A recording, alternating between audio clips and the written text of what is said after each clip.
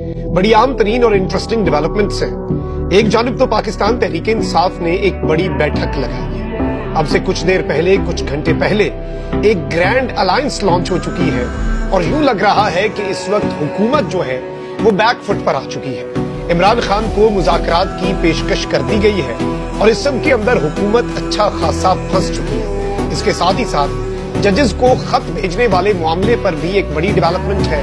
लेकिन आज का दिन बड़ा अहम होने जा रहा है क्योंकि इस्लामाबाद हाई कोर्ट के 6 जजों के खत पर 1 अप्रैल को लिए गए चीफ जस्टिस ऑफ पाकिस्तान काजी फाइज ईसा के पहले अज खुद नोटिस पर समाअत आज सुप्रीम कोर्ट ऑफ पाकिस्तान के कमरा अदालत नंबर 1 में हुई। Supreme court of Pakistan Islamabad high court के 6 जजों की जानिब से अदलिया के मामलात में खुफिया इदारों की मुदाखलत के इल्जामात पर अज खुद नोटिस केस की समाअत आज करेगी।